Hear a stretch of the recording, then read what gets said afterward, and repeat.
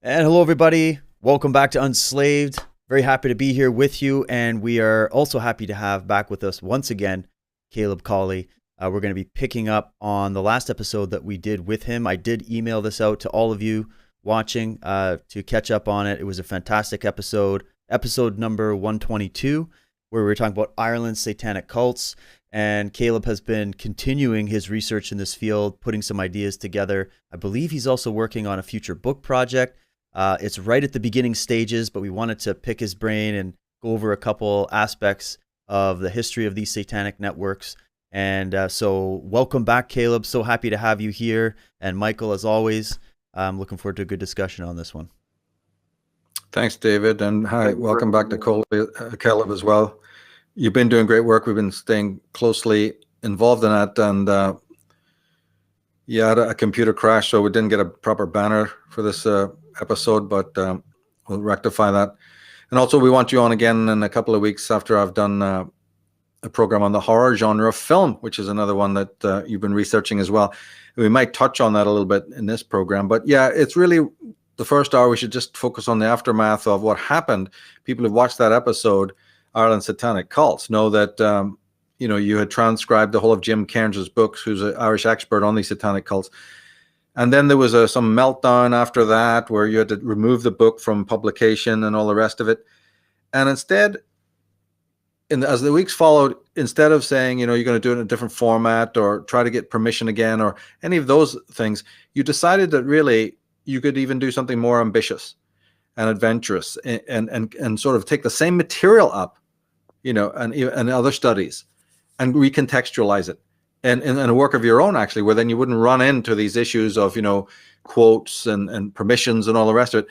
Take us from that point on, you were able to talk to Jim Cairns, right, the author of the book, and maybe talk us through that for a few minutes about the interaction and how that terminated, and then how you got the germination of a new concept here. And then we'll talk about the subject matter later, where you're going with the subject matter, but just talk about that interim period after the book got launched and then you were forced to take it down. Maybe Caleb, please, if you will. Yeah. Well, I had done an interview with an Irish podcaster, Emmett R., which you have had on Unslaved. And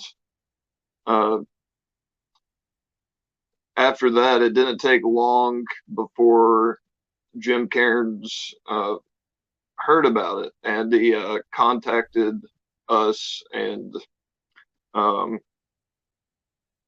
first thing that my reaction is that he probably wants the book to be unpublished. So it was really easy for me to unpublish it. Did that immediately before I even talked to him. And that was the case. That's what his wishes were. That's basically the. Do you think it was because he was afraid? Do you think he was afraid of reprisal, or he was afraid, or he just didn't want to be public about it anymore? Or what was it? Do you get a feeling about that? Yeah, he was. He was. Well, see, in the interview that I did with Emmett R., I just told the story in all of its horrific detail. So I think maybe when he listened back to it, because he said, he's like, oh, you talked about this and that. So he obviously listened to it. So, I can only imagine, that would have been a pretty gut-wrenching experience just to have to, listen to it, because he had never done any videos or anything. There was 2 photographs of him from 1999. And, he's getting to be an old man now. He's in his 80s. So, I don't blame him. But, yeah, I unpublished it. And so I'm kind of glad it happened, though, because it's his work, and I want to do my own work. So everything that he's done, it has his own flair to it, and it has his own signature mark on it, and that's his personality and everything. So it wouldn't have been good for me to continue, basing what I'm doing on his book, really, in that sort of way. Even though what I am going to be doing is going to be really inspired by his work, and that's just because his book really resonated with me in a lot of ways, and it sort of bears a lot of similarity to things that I've gone through, especially with just some of the episodes in his life that he described, like the places that he visited sometimes, or some of the places he lived in. He felt like an evil presence. I've felt that as well in some places that I've lived in. So that was the first time that I ever really had confirmation from somebody else who said, I moved into this house or whatever, and the whole neighborhood just had a hostile feeling to it. Yeah, I've experienced that as well. And the story is just personal story of sort of a struggle for survival. It was really inspiring to me and motivating for me to be able to sort of immerse myself in somebody else's story of struggle and persistence. Yeah. And of course, the book did need rewriting. It wasn't written in the best literary style, and so your updates were really needed. So it was sad because, in one sense, although you're right to say, hey, he's the originator of not only the writing but the experiences. It's a very rare book. He had a website that's gone, and so an update in one level, on another day, is a great thing that somebody like yourself should come and say, hey, unilaterally, I'm going to fix this man's work. Because we were not able to contact him for many, many years, because I was in contact with him years ago and then that lapsed. For all you know, he had passed away, or he had, aged to the point where he was no longer bothered.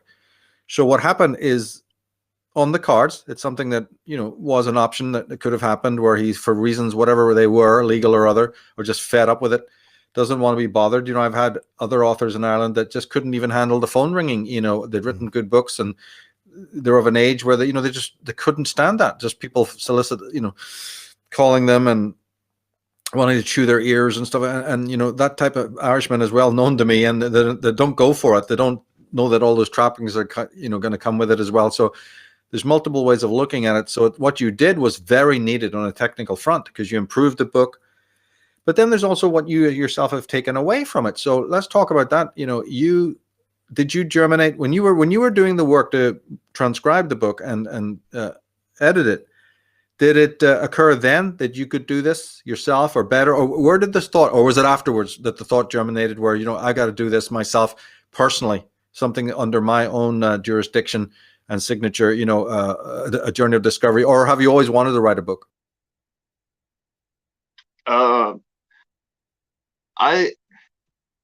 I never really thought that I would write a book. I've thought about it, of course, but I guess the thought of writing a book is, for the most part, always seemed like a big, daunting task. But just going through this process of republishing his book, I just realized how easy it is, especially with the modern conveniences and services that they have, that you have at your disposal. People are publishing books on Amazon and on Lulu these days. So you could, there's those, and there's multiple other ones as well. And it's actually a much easier process than you would ever think. And as soon as I found out how easy it was, I'm like, yeah, I could write a book. The main thing now is doing the research to go into it, and I don't have like a story that's coherent as far as like a personal story to tell about myself to fill in the bulk of the book, with a beginning and middle and end. I think my autobiography to myself is interesting, but if it were to be presented in a book form, I think it would just be too too jumbled up. You know, it's not linear enough to really go into that sort of format. But the themes of research that Jim did are themes that I want to continue with. The disappearance of people, the kidnapping, the child abuse, and the witchcraft stuff. You know, there's these stories about. Let's look at the Satanic Panic and all of that. These stories go back centuries. There's Catherine Deshays, or Catherine Lavoison, also known as Lavoison. And, she was a witch who abducted children. Same thing with Elizabeth Bathory. She was Hungarian, and she was said to have murdered 400 of her servant girls or local girls from her village. People are pretty familiar with the story. And Giles de Rais, or Gilles de Retz, however you spell it, he kidnapped children, brought them to his castle, and killed them and did what he did with them. These stories are centuries old, and part of my project is going to be digging out all of these old stories from the Middle Ages and presenting them in a linear, sort of bullet-pointed fashion, because I have a mind of giving, as a large section of my book, something that will be useful to people who are coming into this, and also for people who've been in it for a while, because if you're one of those people who's sort of into this subject, sometimes it takes a long long time to find out about stories that you should know about just by virtue of being into the subject, because they're so relevant. But sometimes you can go years before you finally stumble across this story, like the Gilles de Rais story. That should be just something that you know about if you're if you're researching these things. I want to kind of have it cataloged, bullet pointed, and then going back even into the mistier depths of time, back to the myths and the fairy tales. In your Female Illuminati website, you have a big list of them there, where you have what are they, the Furies and the Sirens, and the harpies and all that. And the incubi and the succubi. These myths of these sort of fairy-like creatures that come around and kidnap children, bring them. I have a book as well called. This book was referenced in Jim Cairns' book. It's called Satan's Conspiracy, Witchcraft in 16th Century Scotland. And it's talking about, forget the name of it, I think it's called like the Sheeter or something like that. They're basically like the Scottish version of fairies. Yeah. But there's many just pronounced she. It's just right. the she.